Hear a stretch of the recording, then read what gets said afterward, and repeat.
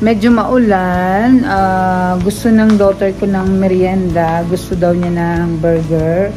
Kaya gagawan ko siya ngayon ng burger. Samahan niyo ako. Gawa tayo ng meriendang burger.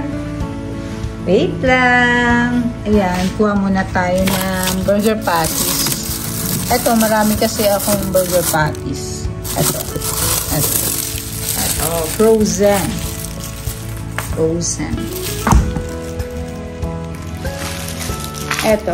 Etong burger patties, gawa ko to, no? Kasi gumagawa ko ng burger patties. Nagtitinda rin kasi ako ng burger dito sa garage namin. Favorite niya rin itong burger, kaya gagawan ko siya ngayon ng merienda. Actually, kahapon pa yun siya nagpapagawa sa akin. Everyday gusto niyang magmerienda lagi ng burger. So, kaya nire-reservahan ko na rin siya. Tara, gawin natin, lutuin natin. Papakita ko sa inyo. Maghuhugas muna ako ng kamay kasi mas komportable ako na nahiwain yung gulay, yung sibuyas, yung kamatis, and at the same time, yung tinapay, hihiwain ko siya. Pero syempre, papakita ko muna sa inyo na malinis, maghuhugas tayo ng kamay. Hindi ako komportable pag naka-gloves eh. So, yan, papakita ko sa inyo. Naghugas ako ng kamay, ha? Ayan, hugas ko lang ako. Hugas tayo. Tapos itong lettuce, huhugasan natin. Ito is romaine lettuce. Yan, hugasan natin. Kasi dapat siya hugasan kasi galing pa siya ng palengke, no? So, kailangan siyang hugasan. Tapos, patutuyuin nyo na. Patuyuin nyo kasi pagka dinirekta ninyo itong ilagay sa burger ninyo, parang magiging mabasa, no? Magbabasa. So, yan. Kuha tayo ng sibuyas, kamatis, i-prepare na rin natin para mamaya hindi na tayo mahihirapan. So, ito, meron pa kasi kaming sobrang sibuyas. Ayan siya. Ito na gagamitin natin kasi ayaw naman ng daughter ko ng mas maraming sibuyas. Then, itong kamatis, meron din. So, yan. Yan ang gagamitin natin. Hiwain ko na lang. Ito, hihiwain ko na yung Ito yung burger bun. Ito na. Nagkamay ako pero naghugas ha. Nagpakita ako sa inyo kanina naghugas. Siyempre, kailangan ko rin namang maging malinis ito kasi kami din ang kakain eh. So, I'm assuring you na malinis yung kamay ko. So, hiwain lang natin kasi ano ko rin ito, ito-toast. So, medyo nanipisan ko ng konti. Dapat tama lang. Tapos, itong sibuyas, hiwain ko kasi itong sibuyas, isinasabay ko ito pag prito sa patties.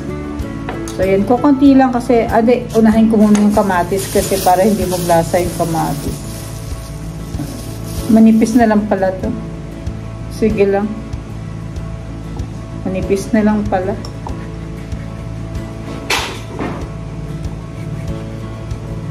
So, ito, hihiwain natin yung kamatis. Ayan. So, medyo makapal pa rin naman. Tama na to. Okay na to. Ito siya. Tapos yung sibuyas, hihiwain ko lang ng konti. Hiwa-hiwain ko lang. O, diba? Kasi nga, ika-caramelize ko itong onion kasama nung burger patties. Ito yung burger patties. So, tara, lutuin na natin. So, ito. Dala-dala ko na. Punta tayo dito sa kusina. Ito, dala-dala ko na. Nilagay ko na sa isang Tupperware. Para hindi ako mahirapan kasi kesa magpabalik-balik pa ako. Buksan na natin itong isa lang na natin. Buksan na natin. Ito ang gagamitin ko, Teflon. Kasi wala akong stainless na lutuan. Pero pwede rin naman yung stainless na lutuan. So, tara.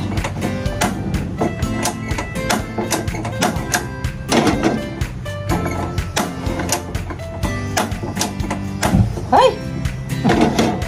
O, diba? So, ayan.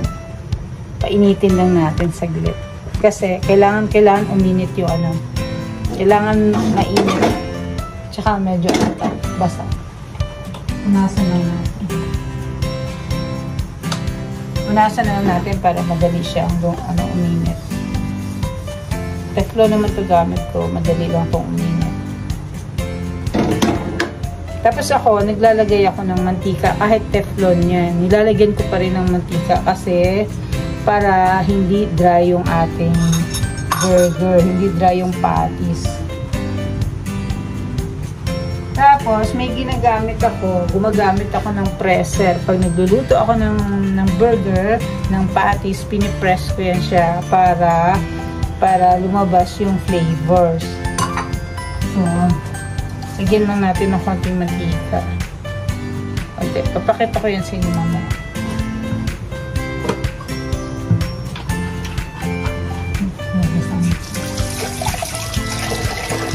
Pantay lang natin na uminit. Actually, hindi naman kailangan mainit na mainit. Hindi kailangan mainit na mainit kasi frozen yung ating patties eh. So, kailangan medyo mahina lang din yung apoy. So, ganito ako pag nagluluto ng burger. Frozen yung patties kasi mahina yung apoy. Tapos, pinipress ko lang. Ini-smash ko kasi ang tawag ko sa tinda kong burger is smash burger. So, ito siya. Ayan, nilagay ko na. Pakita ko din. Pakita ko sa inyo. So, ayan yung itsura ng burger pag nandito na. So, ayan o. Frozen pa yan. Ayan, frozen pa. Kaya dapat mahina lang yung apoy. Kasi pag malakas yung apoy, masusunog siya sa ibabaw. And at the same time, sa ilalim, ano siya, yung tawag nito,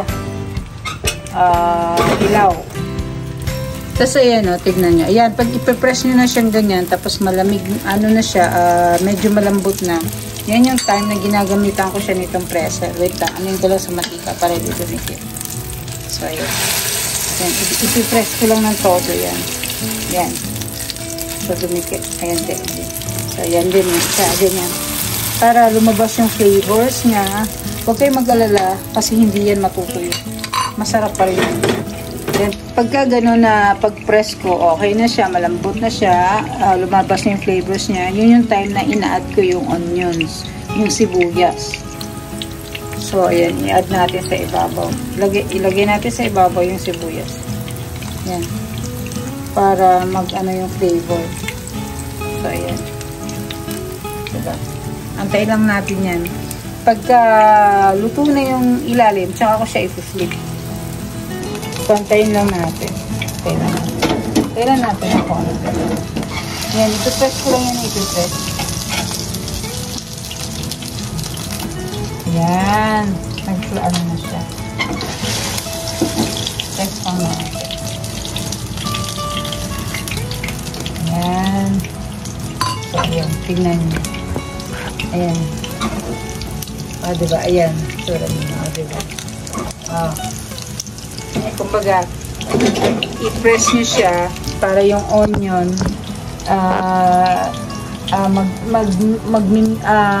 tawag na yung onion, yung sibuyas, magko-compress siya dun sa patties para yung flavor niya, lalasa yan, masarap. So, check natin kung ano na, kung brown na. Yan, ganyan. Yan, o. Yan, nakikita nyo, indicate. Pag nakita nyo ganyan, medyo brown na siya, right lang. Yan, silipin nyo siyang ganyan. Ayan.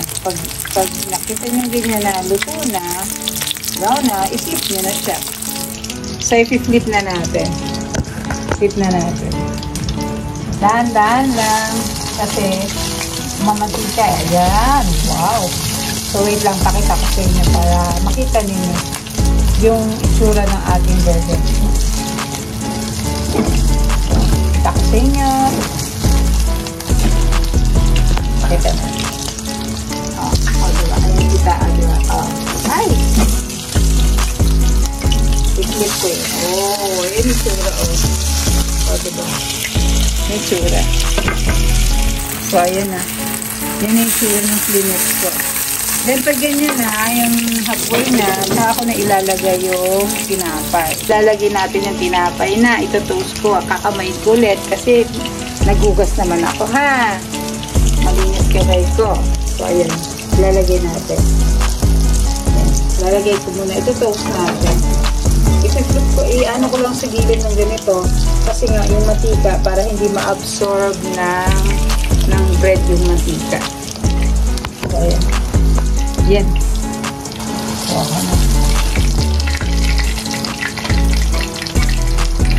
ay, yung mga sauce, hindi ko pa napalamig. Sarap yung mga sauce, medyo malamig pa.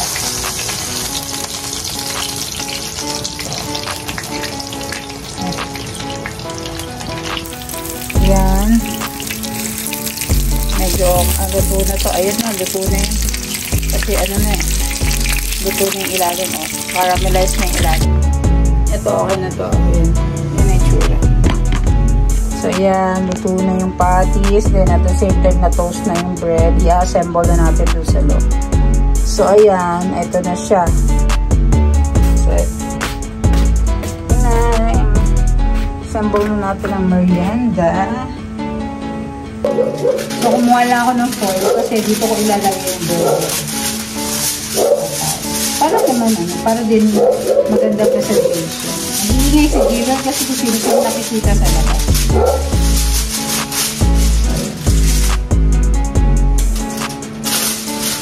So, ito, assemble na natin. Kunti na lang pala yung akong Nagugas ako ng kamay, Nagugas ako ng kamay. Kunin na natin yung bun. And, tapos, ang una kong nilalagay is itong dressing, burger dressing. Gawa ko itong burger dressing. So, yan. Pakita ko sa inyo. So, ito yung burger dressing. Gawa ko yan. Ay, sorry, diba?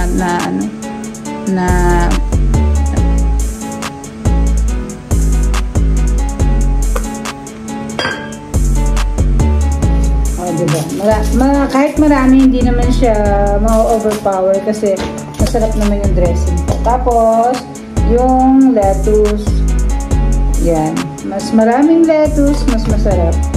Kasi mahilig kami sa gulay. Yan.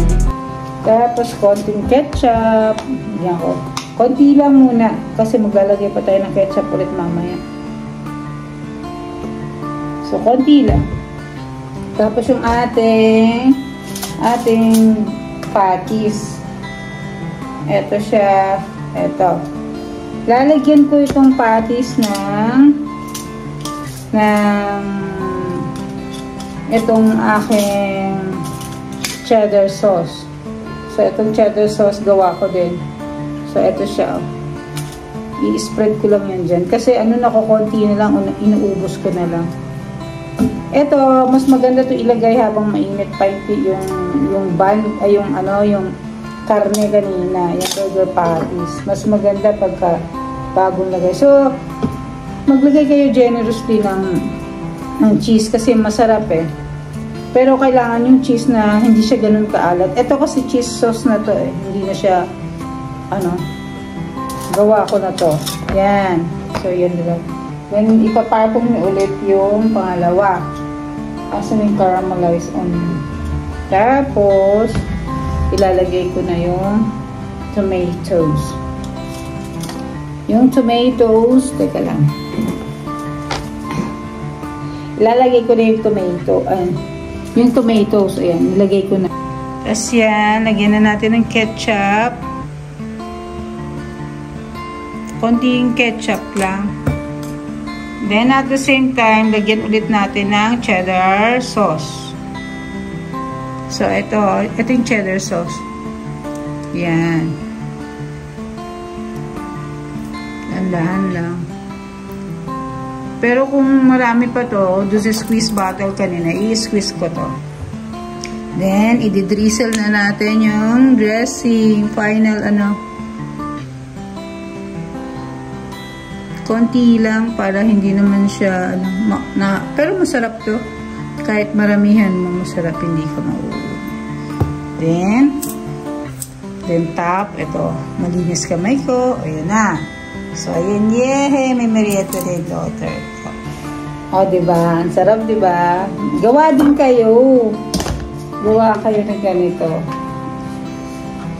Ito. So, ayan. Kahit sabihin mong merienda niya, babalutin ko pa rin yun ng maayos. Balutin ko. Kain kayo, everyone. So, ito na. Tatawagin ko na siya para mag-merienda. Nak! Here na, oh! Oh, ito, diba? May merienda na.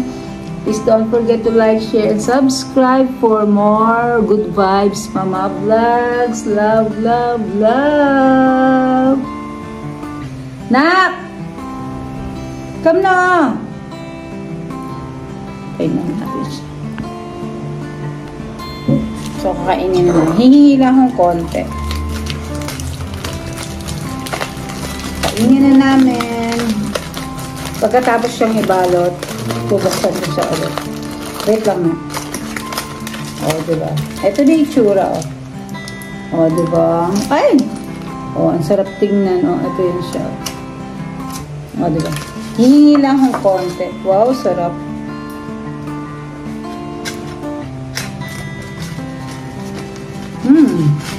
Yummy!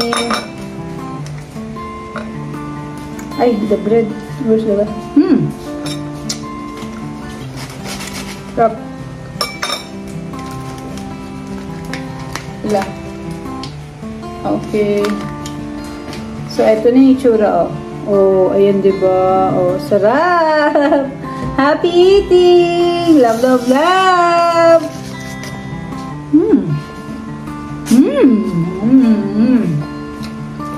Sarap! Sarap! Sarap! Tasyon na kayo. Hindi ko magpigilan. Masarap. Bye!